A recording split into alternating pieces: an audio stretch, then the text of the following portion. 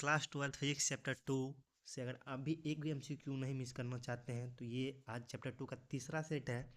2 set already complete है, तो आप वो 2 सेट देख लो। ये जो तीसरा सेट है इसके बाद एक सेट और आएगा। ये 4 सेट के बाद हमारा चैप्टर 2 भी कंप्लीट हो जाएगा और एक भी क्वेश्चन आपका इसी एग्जाम में मिस नहीं होगा।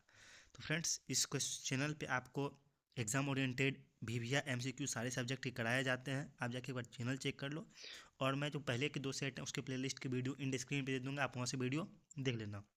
वीडियो एंड तक देखो ताकि आपका एक भी क्वेश्चन मिस ना हो। चलिए फ्रेंड्स, बिना देरी के हम लोग वीडियो कर देते स्टार्ट। आपने कितने पूरे 15 क्वेश्चन में से कितने क्वेश्चन आपने सही किए वो कमेंट बॉक्स में ज़रूर से ज़रूर बताना, और आप जो भी क्वेश्चन पूछा जाए वो आप कमेंट करके बताना। चलिए फ्रेंड्स, बिना देरी के हम लोग कर देते क्वेश्चन का शुरुआत। हमारा पहला क्वेश्चन है, यदि एक प्रोटॉन को एक दूसरे प्रोटॉन में नजदीक लाया जाए तो उसकी स्थिति ऊर्जा क्या हो जाएगी? बढ़ेगी, घटेगी, अपरिवर्तित रहेगी, इनमें से कोई नहीं। जब एक के दूसरे के पास लाते हैं तो क्या हो जाएगा फ्रेंड्स? बढ़ जाएगा। ऑप्शन नंबर ए हमारा करेक्ट है। अगले क्वेश्चन तरफ बढ़ते हैं। यदि 1000 बूंदे समान आकार एवं जिनमें प्रत्येक की धारिता 5 माइक्रोफेराड मिलकर एक बड़ी बूंद बनाती है तो उसकी बूंद की धारिता क्या होगी? 50 माइक्रोफराड, 100 माइक्रोफराड, 20 माइक्रोफराड और डी, इनमें से कोई नहीं। तो फ्रेंड्स, क्वेश्चन नंबर 2 का जो आपको आंसर है वो कमेंट बॉक्स में कमेंट करके देना है। चलिए फ्रेंड्स, अगले क्वेश्चन तो हम लोग बढ़ते हैं। क्वेश्चन नंबर तीसरा, 64 समरूप बूंदे जिनमें प्रत्येक की धारिता 5 माइक्रोफराड मिलकर एक बड़ी बूंद बनी है तो बड़ी बूंद की धारिता क्या होगी? फ्रेंड देखिए, दोनों ही क्वेश्चन सिमिलर तरीके के, ऐसे क्वेश्चन बोर्ड में काफ़ी ज़्यादा पूछे जाते हैं। फिर इसका करेक्ट आंसर क्या हो जाएगा? ऑप्शन नंबर बी है, सॉरी ऑप्शन नंबर सी हमारा करेक्ट हो जाएगा। 20 माइक्रोफेराड इसका आंसर करेक्ट। अगली तरफ हम लोग बढ़ते हैं। क्वेश्चन नंबर चौथा, इलेक्ट्रॉन वोल्ट ईवी द्वारा मापा जाता है आवेश, विभवांतर, धारा, ऊर्जा। किसको माना माना पा जाता है फ्रेंड्स? ऑप्शन नंबर डी हमारा ऊर्जा है उसको मापा जाता है। अगले की तरफ हम लोग बढ़ते हैं। 5 नंबर में फ्रेंड्स, 2 कूलम्ब आवेश एक दूसरे से बिंदु ले जाने में 20 जूल कार्य की आवश्यकता होती है। इन दोनों बिंदुओं के बीच वोल्ट में विभवांतर होगा 10, 20, 5, 2। तो 5 का करेक्ट आंसर क्या हो जाएगा फ्रेंड्स? 10। अगले क्वेश्चन की तरफ हम लोग बढ़ते हैं। क्वेश्चन नंबर 6, यदि किसी खोखली गोलीय चालक को धन आवेशित किया जाए तो उसके भीतर का विभव होगा? शून्य होगा, धनात्मक और समरूप होगा, धनात्मक और असमरूप होगा, ऋणात्मक और समरूप होगा। तो 6 का करेक्ट क्या होगा फ्रेंड्स? धनात्मक भी होगा और समरूप भी होगा।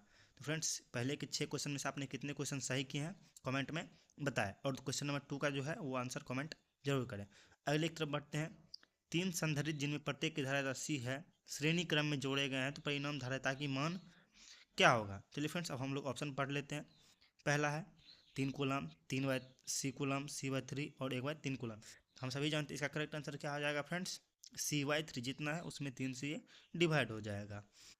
अगली तरफ बढ़ते हैं। यदि 2 सुचालक गोलों अलग अलग आवेशित करने के बाद परस्पर जोड़ जाए तो दोनों गोलों की ऊर्जा संरक्षित होगी, आवेश संरक्षित होगा, ऊर्जा आवेश दोनों संरक्षित होगा, इनमें से कोई नहीं। तो 8 का करेक्ट आंसर क्या होगा? दोनों का आवेश जो वो संरक्षित रहेगा। अगले की तरफ हम लोग बढ़ते हैं। क्वेश्चन नंबर 9, किसी द्विध्रुव के एक समृद्ध विद्युत क्षेत्र में रखा गया तो उसका परिणामी विद्युतीय बल होगा?